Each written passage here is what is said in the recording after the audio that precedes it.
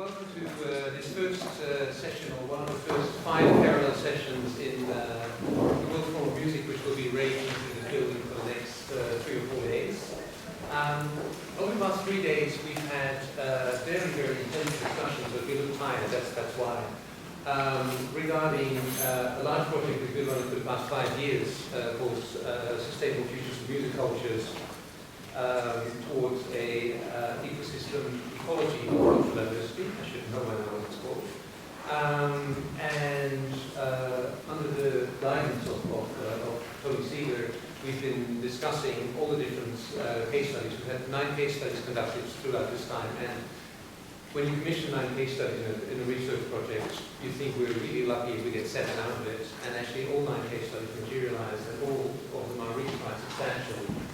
And with the exception of Phil Hayward, who had to go back to New South Wales, this is Phil Hayward, we have everybody here who's been heavily involved or leading the case studies.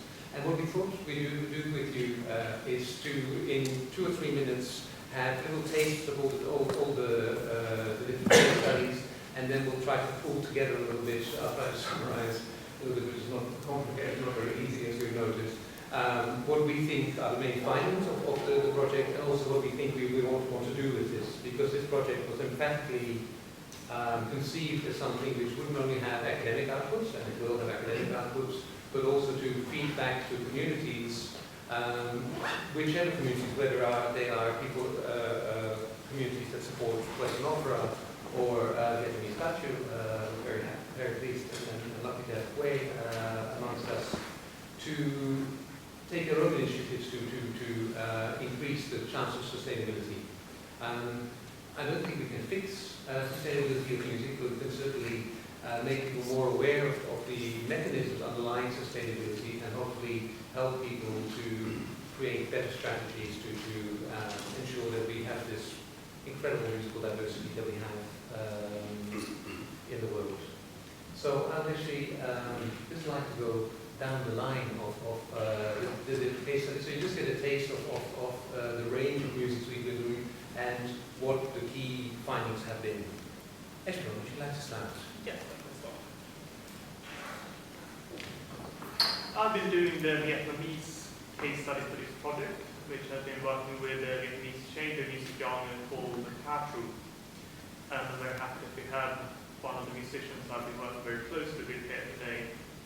And Ca Tru have had a huge problem during the 20th century, because it was basically underground for 50 years due to the change in the political situation in Vietnam, and due to the fact that many musicians died in the war and such. So the last 10 years has been a revival that's been largely driven by the government, and this has encouraged the formation of many Ca Tru clubs, especially since about 2002. These have not been that successful. So they didn't really consult with the community, and it ended up being a conflict whether or not these clubs actually were good enough to perform the music they did. However, a couple of clubs have been established a bit longer. Now they're starting to take this into their own hands and started to perform for tourists in Hanoi. They're starting to consider how we can actually make our own future, our own money with performing this music, rather than just hope that the government or other organizations are going to sort it out for them.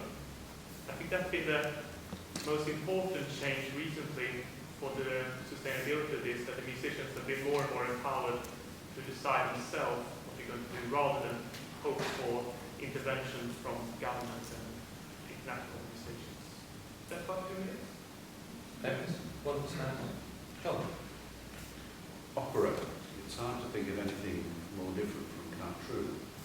There are probably more opera company websites than there are practitioners of Ca Tru. So my task was to try and draw together some ideas about the worldwide artistic practice of opera, which was quite an interesting exercise. We interviewed quite a lot of people, we did online surveys, and I just want to draw attention to some of the issues that came up, really.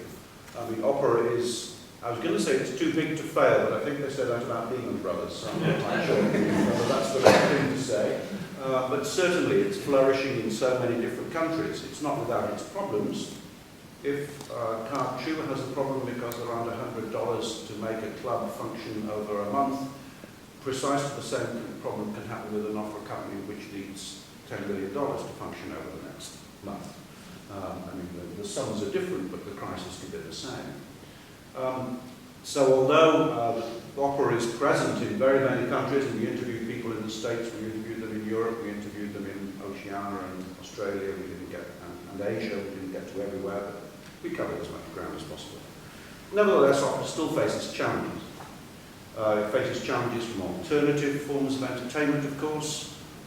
Going to the opera is an expensive activity to do, and often the younger people aren't willing to spend that kind of money or can't spend that kind of money.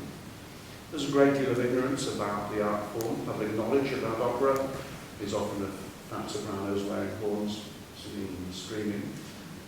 So the public doesn't know as much about opera as it might do, and of course the impact of losing arts education in many school curricula across the world is having its impact in that respect.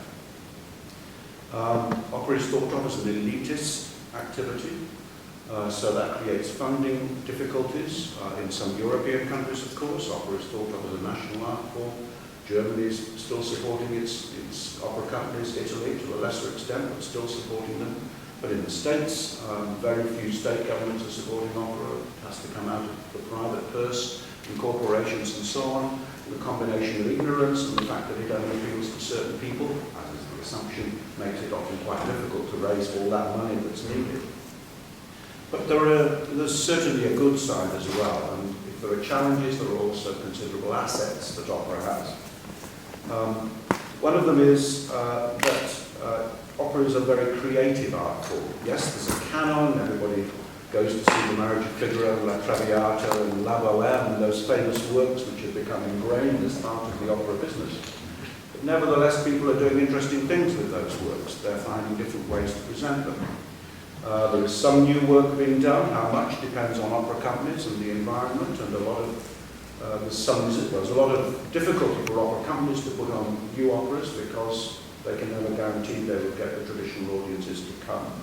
But nevertheless, there are lots of smaller opera companies besides the big ones in the big metropolitan areas. Even the quite big cities have got many small groups that are doing interesting creative work, finding new repertoire from the past, creating new repertoire themselves. New media is offering opportunities for opera as well. Some of you may have been to see the Metropolitan Opera high-definition productions in the cinema. It's a controversial matter. Does it support local live opera, or does it take away from it? It's a debate that's happening through the profession. But I guess the most important thing, which certainly gives me optimism about the sustainability of opera, is the commitment of the people involved in it. And it's a remarkable commitment. We did a survey, an online survey out to opera performers. We got a lot of response, mostly I think from younger performers, because they're the ones who tend to go online and find a survey to answer. What became evident there was that many of them have very little employment. We've certainly got more opera singers than there is work. But nevertheless, it hasn't weakened their commitment to the art form. Many of them claiming to be professional opera singers, even though they may only have performed 10 nights in the year. You don't get many professional plumbers claiming to be plumbers if they've only had 10 jobs a year. So there is an enormous groundswell of support within the profession for opera, and I think that's something that gives confidence. And there may be some lessons in some of the opera things which can be useful for some of the other music cultures that we're looking at. Thank you. Okay. Mariachi in Mexico, and also in some of the diasporic flow of mariachi out of Mexico as a globalized musical tradition. Thanks to Leticia Soto Flores, who is in residence at Mexico City, we were able to explore again the core of mariachi centered there in the capital city, as well as out into the countryside, into the great state of Jalisco, into the small towns and the city of Guadalajara, which is the rooting of mariachi about 100 years ago. We found ourselves interviewing musicians as well as arrangers of tunes for particular bands. We were interviewing record shop owners and costume makers, instrument makers, in order to get an angle on mariachi. We were certainly talking with folks teaching mariachi both in specialized school, right there in Mexico City, as well as after-school programs in Guadalajara, and schools, a number of schools in the U.S., where indeed the mariachi explosion is happening, with well over 500 schools now featuring mariachi alongside various more traditional school ensembles. And some surprises that came to us is the extent to which women and girls are joining in the mariachi performance, where it was once thought to be largely a man's world. It was grown into quite mixed ensembles as well as women's only mariachi ensembles. We recognize too that not only children and youth coming into their adult lives are learning mariachi, and often in very informal kinds of ways, through the internet, by listening certainly to records and what may come over old films. There are folks well into their adult lives picking up instruments and playing for fun alongside records, sometimes informal gatherings, and if not playing, at least singing mariachi in various social circumstances. The interesting thing is the extent to which mariachi, again, has exploded across the borders and around the world, but particularly in the U.S., where mariachi is found not only in Mexican-American communities, but again, across the U.S. We recognize the need for research. We recognize the needs for support of not only the traditional mariachi, but what is called modern, or more popular, and well-known mariachi style found in cafes and bars and restaurants and such. I think it's clear to us that some of the great hope for the sustainability of mariachi in Mexico itself is found right there off Garibaldi Plaza with the recent development of a specialized school, which is having an intake of 100 students per year, not only from the very local area, but from well outside Mexico City.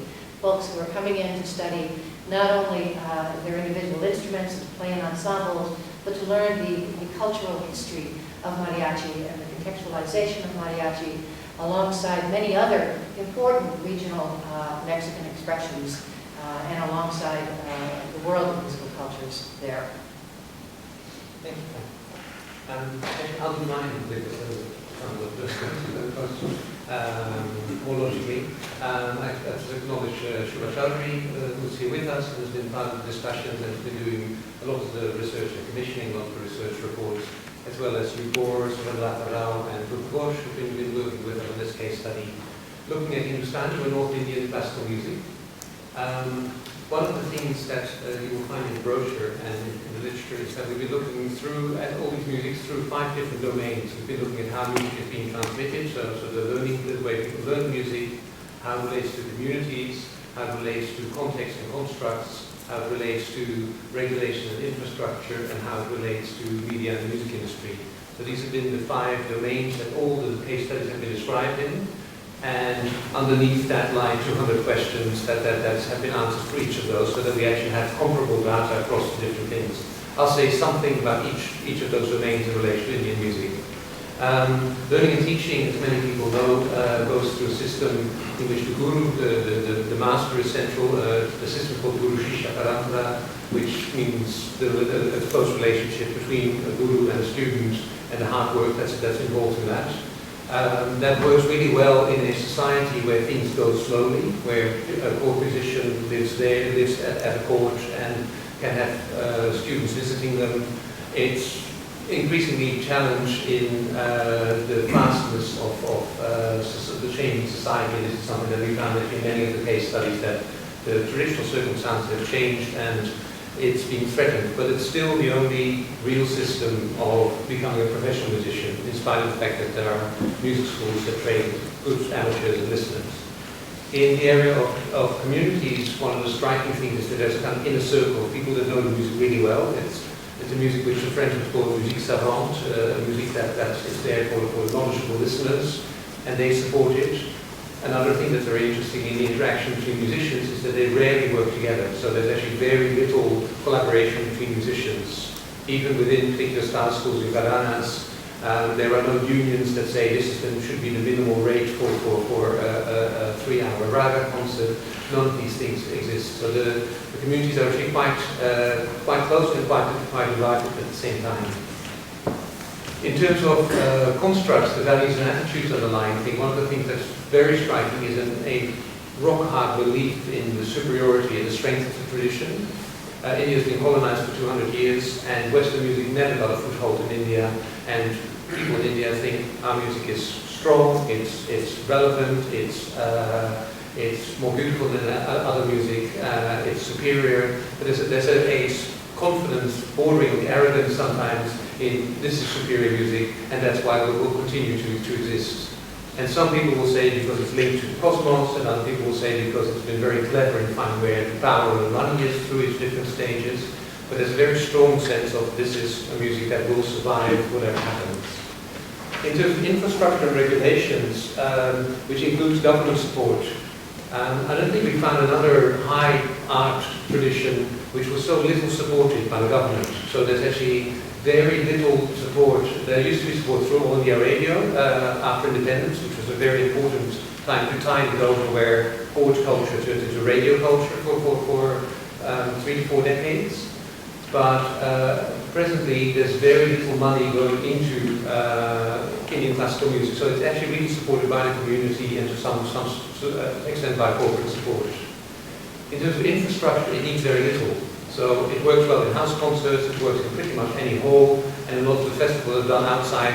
They erect a stage, put a carpet on it, microphones, and you've got a festival. So it doesn't need the elaborate infrastructure that opera needs, for instance. In terms of media and the music industry, radio has been very important, as I mentioned before. The recording industry has been very important, but just like everywhere else, it's kind of collapsed as a money maker, although it was never really a super money maker, but it really helps reputations. But Indian music has taken to the internet enormously. Type in Hindustani music on the internet, you get millions and millions of hits. And there's distance teaching, so people teach Indian ragas through Skype. There's a very strong uptake of electronic things, including replacing the tambura, the drone instrument, which has been an acoustic instrument for many centuries, by an tambura, which actually I really recommend. It's actually really very good. So there's Indian music gives a picture of not being under duress very much at all. Everybody complains that not enough money, not enough listeners. It's actually quite a strong tradition, but it is a tradition that has been very good in take-up of new developments and sort of recontextualizing it from Hindu temples to Muslim courts to middle-class audiences to the houses of courtesans, not necessarily in that order. And that's probably one of the reasons why it's sustainable. But it's a case study where we can learn a few lessons on what helps sustain a particular tradition. Yes, so now talking about a very different culture. I'm part of a team of people who have been working on and talking to practitioners about traditional Aboriginal performances in Australia. And one of my team colleagues, Steve Pine, is here as well. But I've been working on the genre from Central Australia, a women's public ceremonial genre, and talking to practitioners as well as budding learners about what they think is working and what they would like to see happening more in terms of initiatives to help these highly endangered traditional musical genres. Australia has a colonial history, so there has not been there are a lot of traditions have gone. So it's really quite surprising that there are still traditional music being performed in Central Australia, certainly where I took a lot of interviews and worked with people. So what came out really is 3 key points about what people said time and time again about what they think is working and what they'd like to see more of. And these 3 broad categories are festivals and repatriation projects and audio and visual recordings. So briefly, festivals. There has been large-scale festivals where intercultural exchanges of different Aboriginal performance groups have been held in Central Australia and in the top end. These have been very popular because they provide performance context, they provide opportunities for learning, and are a way of intercultural exchange. The recordings that people talk about were really just like burning CDs of on-the-spot recordings, or people still use cassettes in Central Australia. So these were seen as highly valuable because younger people can learn in the privacy of their own room. And the documentation or the repatriation projects had another spin on them as well, because they gave people an opportunity to engage in their heritage, which is really valuable to a lot of the younger people, that they wouldn't normally have got. People have recorded these traditional songs and dances and associated painting up many, sometimes 30, 40 years ago, and they sit in archives all over the world. Many tradition holders are not aware that they exist. So teaming up with local organisations enables young people to get a chance to apply their knowledge of technology and work with elders in intergenerational context. One example here is the genre that I worked with, Yawuyu, and we had a multimedia project that had a DVD, a book with embedded audio in the text and an embedded reader, and it includes a lot of archival photos and also audio recordings from the 70s, and that was really popular, and there's been a movement to get more projects like that up. So these are the summary of the 3 most positive things, and they're very much aligned to the context of highly endangered and reclamation projects. All these case studies are sort of different to each other, I think, and that makes it kind of intriguing as a project.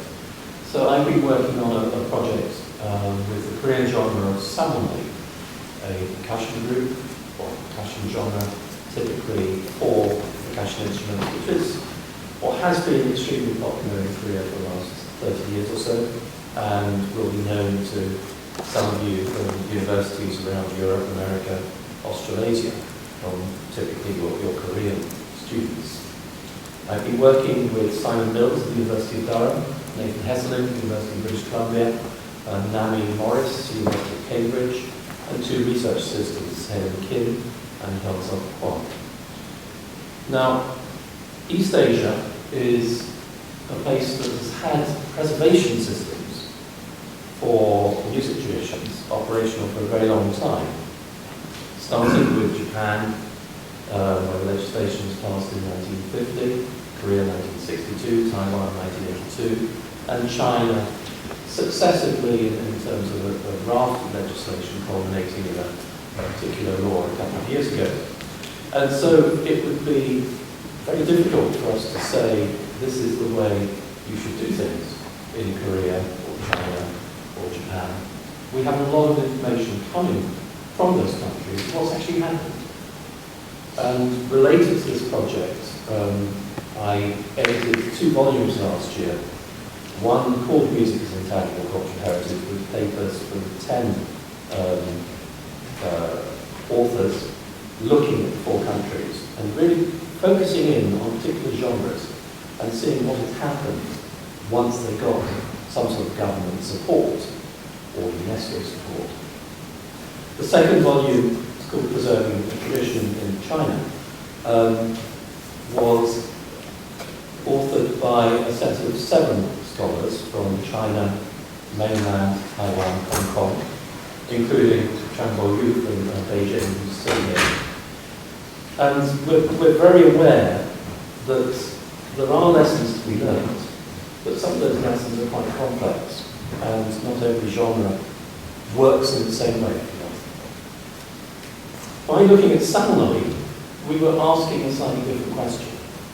Because with 50, 60 years of tradition in terms of preservation and sustaining things, Samanoli doesn't fit. It doesn't fit because essentially traditions ebb and flow. If you step in with government funding and strategies to sustain things, that ebbing and flowing may change. What happens when a new genre emerges?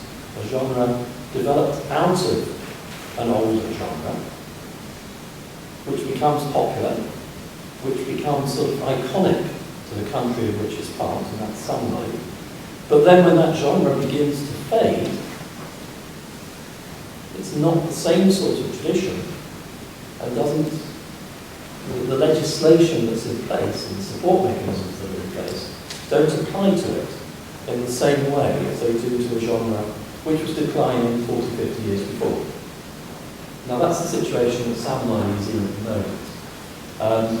And so we looked very closely at what's going on there, where the genre came from, how it became iconic, how it's taken as very important by a number of people, but then how the musicians themselves now, and particularly junior musicians, find themselves in a very difficult space, where with decline, they're unable to claim the same sort of government support or international support that some of the more traditional genres, tradition is an awkward term, you know what I mean that, can claim, and how do they find a way to sustain themselves? Now we work particularly with junior people, partly because I'm fairly well known in Korea, and senior Samanoli musicians said, go away, you know us, you've already interviewed us, you just write it. But the junior people have a lot to tell us. And within the talent, essentially, we've created both a report, but it will come out as a book, slightly adjusted in Korea, and the publisher, Minsopon, has already decided that, yes, they're taking it. That will be in about a year and a half's time. In our discussion, we've looked at how the Korean musicians talk about maintaining a set repertoire within this genre, which is still only 35 years old, and how they talk about expanding that and creating new repertoire. And whether that new repertoire has to do with the same instrumentation, or whether it fuses with other parts of the Korean musical scene, or whether there's some issues about sort of structures and grammar, which musicians use to create new forms of music. That's kind of interesting, I think. But there you go. I was part of the director of the West African Percussion Project, which effectively was a look at Ewe music. And Ewe music extends from Ghana, also into Togo and Benin. But we were really looking at the state of the tradition among the southern Ewe people of Ghana.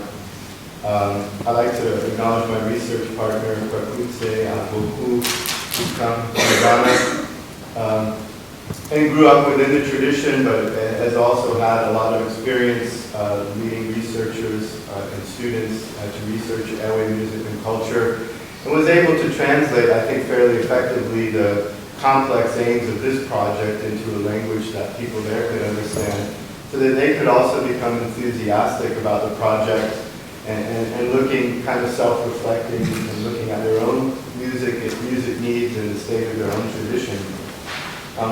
Some of the things that emerged out of the project is that are essentially threatening the tradition are one, changes in Ghana. As Ghana has modernized, there's been a lot of religious change, particularly as people convert to Christianity.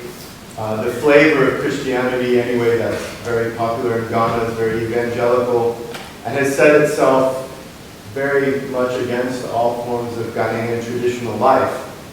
In Ewe culture, drumming and music are an essential part of their traditional religion. In all events, whether it's a funeral or a ceremony or the birth of a baby, spirits and ancestors are invoked. So again, it's run afoul of many Christian authorities. Many people that are joining the church are forbidden to attend or if they do go, they'll be called out on church on Sunday for going to see this music that could lead them back into, you know, the pagan life. So, you know, other groups in Ghana have almost given up playing music and instead rely on DJs playing pop music at their events. You know, they still like music at a public event, but now it tends to be, you know, modern Ghanaian music or imported pop music. The Ewe are known in Ghana for still maintaining strong ties to their traditions. And sometimes it's seen in a positive way. You know, the Ewe are very strong with music and dance and culture. Most of the time it's looked at in a negative light. You know, those Ewes, you got to be careful with them. They still are part of the tradition, or they practice juju or witchcraft or all of these kinds of things. So it's been difficult, you know, as Ghana is modernizing and people are looking for, you know, indicators of modern life, whether in the case of music, it's recordings and being on TV and making videos and kind of interfacing with the larger kind of popular music around the world versus people that are staying, you know, playing traditional drums and things like that. So that's been one challenge, and there's really not, there aren't a lot of ways to solve that other than, you know, hoping that the Ewe continue to maintain the pride in their culture and tradition. There's been a lot of change in the economic situation in Ghana as it's moved from a kind of cash crop economy into a more kind of modern consumer society. Drummers traditionally were not paid for their services, so they play a funeral, 3 or 4 days of music, sometimes all night, and they weren't given any money. Now, 20 or 30 years ago, it didn't really matter. They were all farmers. There wasn't really anything to buy anyway. You know, they lived in huts or houses they constructed out of mud or local materials. They didn't have school fees to pay. They didn't have hospital fees or medical bills. You know, you just basically everything you needed was there. In the modern world, of course, everything is based on money, a cash economy. Kids need school fees. They need uniforms. You have to pay money, taxes, and other things. And now it's becoming, you know, a very serious situation in that musicians aren't able to survive, and their musical activity impinges on their ability to earn money in another career. Interestingly, you know, music, at least Ewe music, is part, in a sense, of community music, in that when you go to a music event, community members dance and clap and participate. But even my colleagues, you know, in Western music that I teach with, who often look at drumming and things as kind of whimsical, after years of watching our group perform, have said, wow, it's more like an art music. And it really is. I mean, the complexity of the drumming and the singing and the music is very, very deep. It's not something that anyone in the village could do. And it takes several years of apprenticeship, of watching and observing, and it's an oral tradition, to maintain the hundreds of drum language conversations, praises, songs, how it all fits together. So essentially, to become a competent musician, you know, takes maybe 15 or 20 years of one's life and requires continuous practice. Performing, of course, there's always events in the village. So it's difficult to maintain a career and also fulfill one's obligations as a drummer or musician. So that's, you know, that's becoming a problem as men are migrating out of villages, women are migrating out of the village to find work in the city, getting regular careers. They're not able to maintain the strong kind of connection with traditional music and all of the time that's required to learn it and maintain it.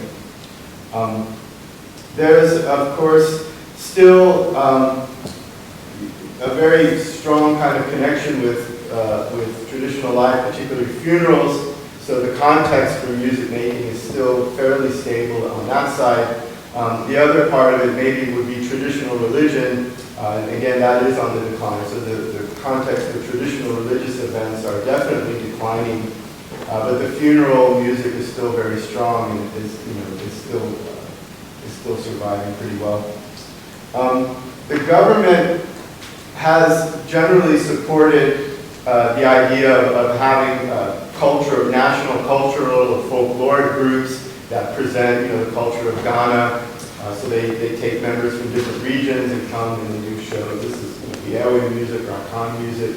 But it's really more of a folklore than a living tradition. So there really isn't much government support for the music that's going on in the village. It's really centered on the one or two national dance companies. And again, the music that they're doing has no relationship to what's going on in the village. It's just kind of a pageantry, a folkloric display.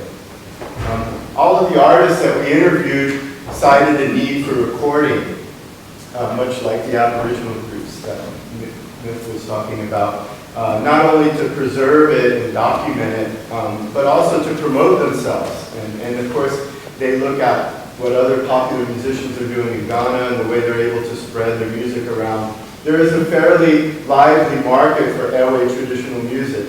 There's cassettes people buy and listen to in the home. So a lot of groups were very keen to get their music out there and record it, which we were able to do with this project. We worked with 8 groups, all of which will get an audio CD and cover art and everything, which they can duplicate and reproduce in Ghana and sell, as well as a DVD containing music videos of them performing.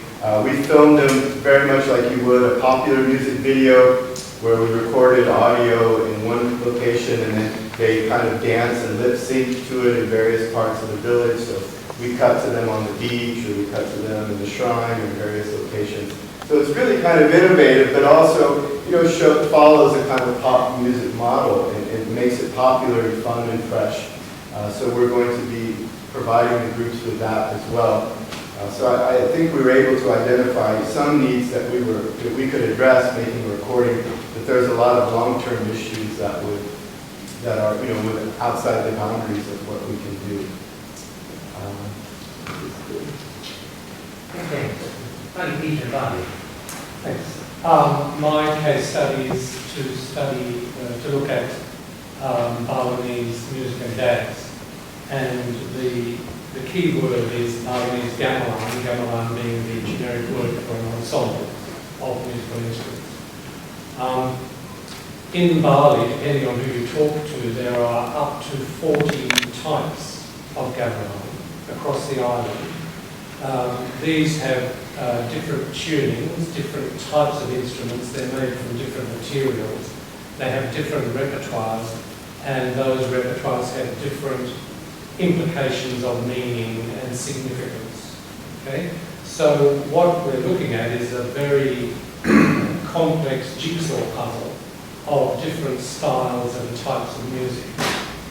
Among those types of gamelan, the most common today is the gamelan gong kempya, which you find all over Bali.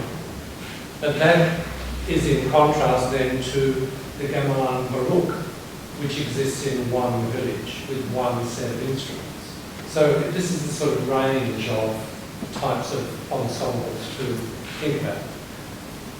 Balinese gamelan music, if we can talk about it then as a holistic identity, is an ongoing tradition.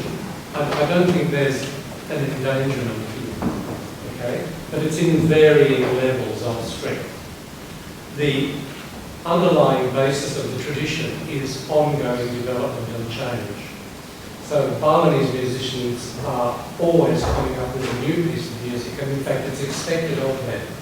And at the annual Bali Arts Festival, which goes for a month and involves hundreds of different dance and instrumental groups, the groups are expected to present not only pieces of historic repertoire, but new pieces, which their group leader would have devised and taught to them over the months before the Bali Arts Festival. So that ongoing tradition is a really strong developmental issue, something to think about, something to study. At the same time, there's quite a well-known decline of types of music. And the Balinese talk about this, and they don't see a problem with it. But there are very strong projects, and I uncovered 6 of them in my research, to revive repertoires and types of gamelans which have fallen into disuse. So one of them was Jangair, which was very popular in the 1920s and 1930s, and then sort of suddenly just lost lost its popularity. I saw a revival group working on that. I've seen a revival of gamelan Pelegongan from the 1920s. Revivals of Gambu, which is a form of medieval dance drama, dating back to the 15th century. There are these projects going on in Bali, and they're quite well known. One of the revival projects I saw, Gamelan Jegog. In Gamelan Jegog, the instruments are made of very large bamboo keys. The keys are about this round, and the notes are anything from 6 to 12 feet long. They're very large wooden frame instruments. This type of gamelan, which comes from Western Bali, where these large bamboos grow, was revived by one man who realised that people were no longer making the instruments and playing. And Ketut Suwentra is famous for having brought this style of music back into people's everyday thinking. There are other issues working here. Gender, which I noticed, Pat, you mentioned. Originally, men in Bali played instruments and women didn't. In the last 2 or 3 decades, there are now women's gamelan groups, and that's become a whole movement. Gamelan wanita, gamelan played by women. And now there are teachers who specialise in teaching small girls, because they say, we need to teach them from very young ages. I should point out that when boys learn gamelan, they learn from incredibly young ages. 3 or 4 years old, they start learning from a teacher. Learning is done in group situations. There is no one-to-one teaching. You learn to play repertoire as a member of a gamelan group. And there are no exercises or simple pieces. You learn by learning a piece. And I've seen children's groups play the same difficult repertoire that adult groups will be expected to perform. That's just the way it is. The teaching, and there's a very strong tradition of teaching, which goes back, I don't know how far, but the literature from the 1930s of teaching, if we read it and compare it to what we see today, we'll see exactly the same strategies, the same types of teaching and learning. The teaching is by intense repetition and rote and simply imitating what you're told to do. The teacher plays, you play back. The teacher plays, you play back. You keep playing over and over and over, many, many times, until it enters the muscles. Okay. So we've had gender, teaching. What makes Balinese music so related to its community is that you can't have a religious event without music and dance. To be Balinese means to be Hindu, Balinese Hindu. And a part of that religious observance is the presence of performing arts. So whenever there's any form of religious event, whether that be a tooth filing ceremony on a teenager, or the various other life cycle events, or the celebration of a temple anniversary every 210 days, or a cremation, or a birth, there must be music present. Okay, so groups are always rehearsing for and performing at events. And a temple anniversary, which takes usually 3 days, can require as many as half a dozen groups, and sometimes they all perform at the same time. So I went to one temple ceremony where a gong kebya played in one part of the temple, and another group, a gong day, played in another part of the temple, and the wayang kulit, which is the shadow puppet theatre with the other type of small gamelan, was performing at the same time. Now you could hear all 3 of them. And to the Balinese, this is really important, because it means that the event had what's called rame. Rame means busyness, and the gods who are visiting love to be entertained, and the more noise and the more music and dance that is occurring at the same time means that your event was highly successful, very efficacious. And the religious benefit of that to the community is multiplied. depending on the amount of musical activity you can have at an event. So the link to religion and performing arts is very strong. Just to finish up, one of the things I looked at specifically was in these revival projects, what are the methods that people are using? And there are three that are worth mentioning. First of all, the use of historic recordings, which I think we've all come across.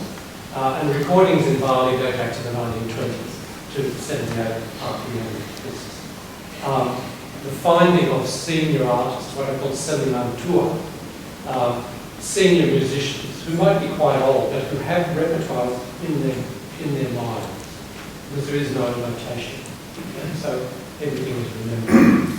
And one of the other things I've found is where a group might go to a distant village where they've found a particular repertoire that only one village has managed to hold on to, and will stay in the village for a few days and learn the pieces and then bring them back to another part of Bali.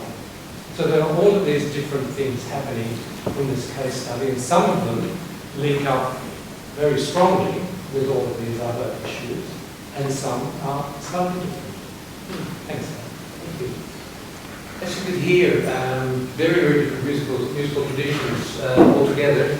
Because of the structure that we took with these 5 domains, we actually found very surprising similarities as well. So you have heard mentioned the importance of recordings, the importance of spirituality, the role of institutionalization, government subsidies.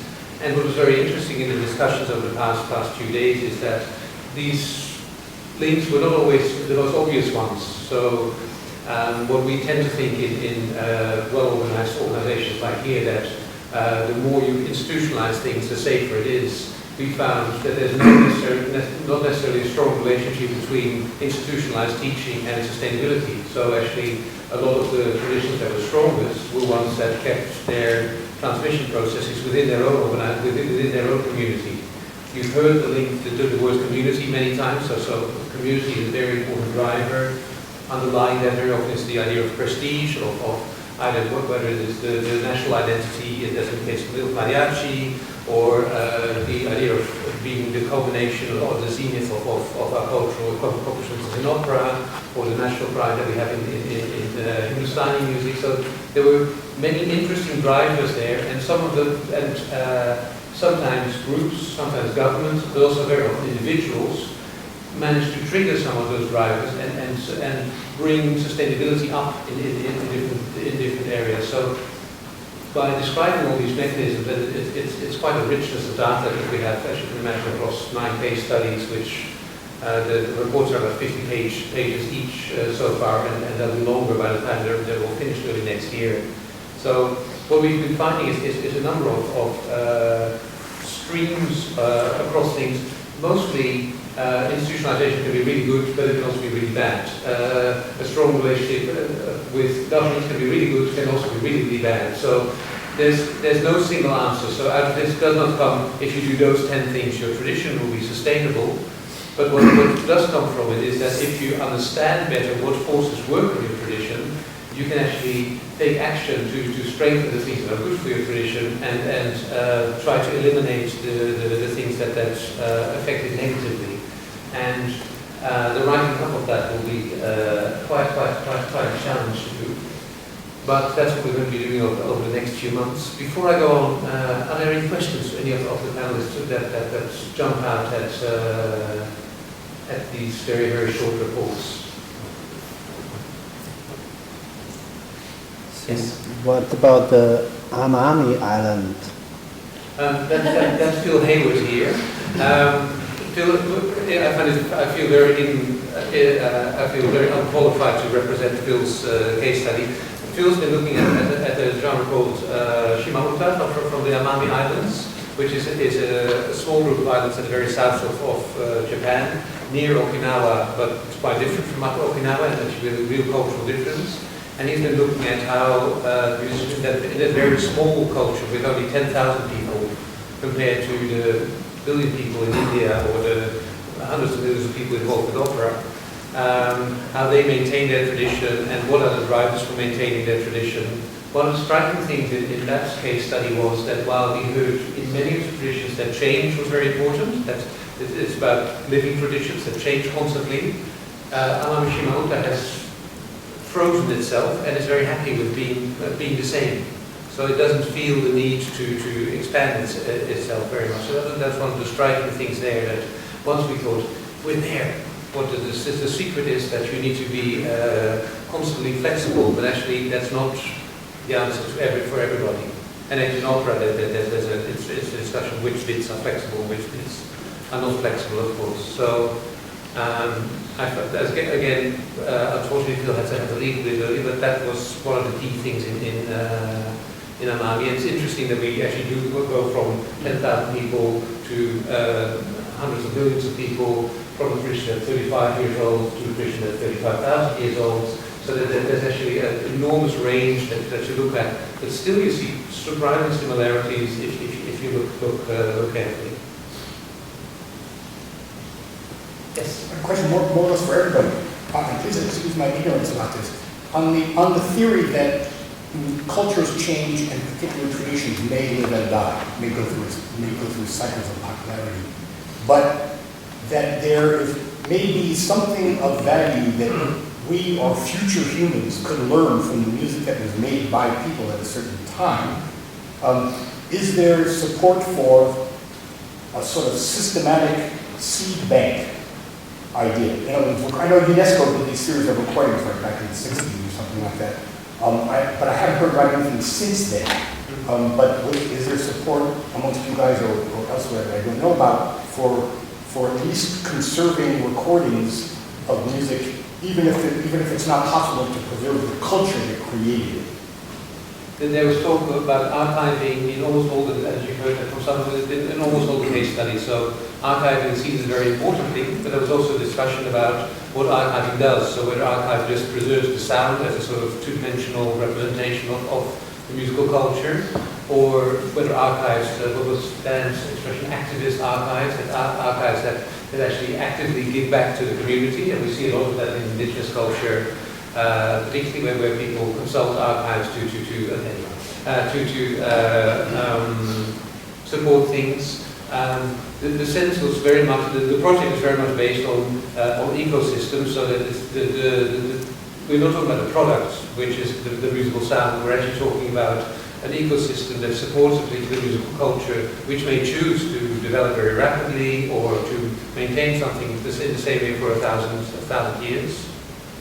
But it's a very interesting question. So yes, archiving plays a role in all of the case studies. Yeah, there's quite a lot of tension around about whether sustainability comes from preserving things or allowing creativity. And UNESCO is still working pretty hard on that in various ways.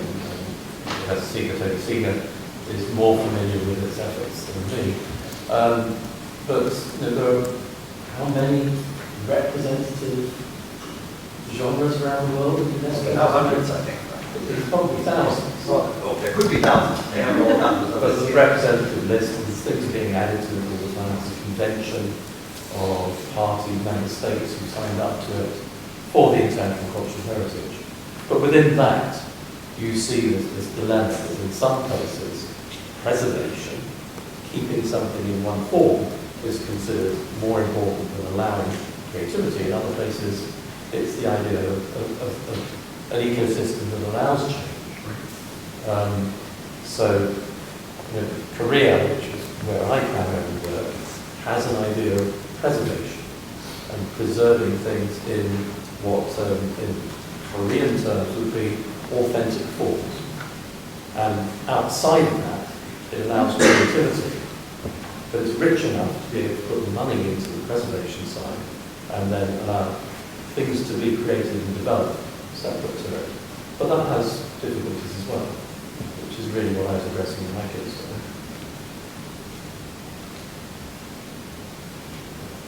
Other questions? Yes, so it reads the book coming out. I find a lot of the studies you're doing, I can really resonate with what's happening in East Timor.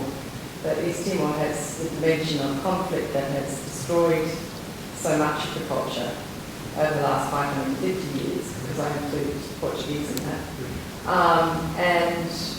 Yeah, I'm just curious because it's very hard to work out what the way forward is for the Timorese in a culture that has almost vanished. Yes, it is. When is the book coming out? This is the Yes. easiest question. There's a proposal with Oxford University Press. They're very interested. Realistically, with the cycle of how things work in academia, it will be end of next year, beginning of the year afterwards. Before that, the case studies will be up on the web. We hope that by March, April, we'll have a dedicated website with the case studies there. And most of the work will be accessible from March, April next year. So will you put that via this kind of forum? How will you do that? Actually, many, we will actually let people know, the National Music Council that actually hosts here is one of the partners, and they've already said they will have a dedicated part of their website to it, so you will hear through many different channels that it's up. So it's going to be a dedicated website to this, but it will be well advertised that it's up. And it's true that post-conflict situations or conflict situations are a very specific area. So the one that resonates most, as Ashwood was saying, is the Vietnamese case study where not only the war in Vietnam, but also the attitude of the communist government in North Vietnam played a major role in marginalizing Cachao. Use of the colonial government before that as well, I think. Yeah, very similar. It's a kind of rescue operation there, which might Well, be interesting. exactly what's happening to you. Also, along with the website, we're also going to be putting up a kind of template so that other people could conduct similar studies in their own cultures or amongst cultures they're researching. So all of the questions will be online. The survey, a kind of brief survey can be done online by anyone with internet access, or even people within the culture could, answer some questions and get some ideas about how to, what has worked or what we've done or found in other cultures. And researchers could also use the same questionnaire to go to East Timor or any number of cultures with the hope that eventually we'd have much more than the 9, and we could have representative studies from all over the world. That's a very important part of the project, which is that it doesn't only have academic outputs, but also outputs that will benefit communities. So if you want to, there's two main pillars to the website. One is the case studies and what they mean, and to trace them vertically into one culture and horizontally across these 5 domains that we mentioned. But the other pillar is what James was describing, a online survey, not like a tax form where you say what is the problem. Yes, there are audiences, but nobody wants to learn it. Yes, it's on radio, but the government doesn't want to give money. So you answer first 10 questions and then about 5 sub-questions on each of them, and you get a picture of where the problems may be, and then links to solutions that people have found. So this is something that we have been discussing this morning, which looks quite promising, which also makes it unnecessary for the middleman to be there. So we kind of want to reverse the process, that it doesn't have to be a musicologist that goes in and says, this is what you need, with all our prejudices and everything. So we want you to preserve that one because that's more authentic than that one. So any community can say, this is the way we want to preserve our music, and now let us look at the experience that we have identified, and be able to make our own plan and then make our own partnerships from our perspective. So it's meant to empower communities to make a decision on how they want to continue their music, rather than have a white middle-aged musicologists like myself telling them that this is the proper tradition and we don't care about that very much. So there's a very complicated but important sort of non-judgmental component and hopefully empowering component. And it's riddled with challenges, an approach like that.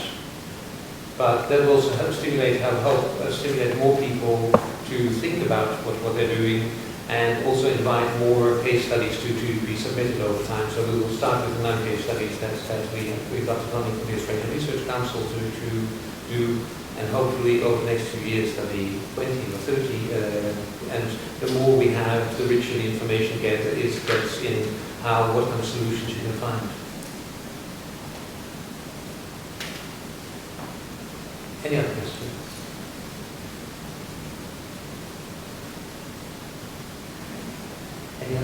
same noise to me.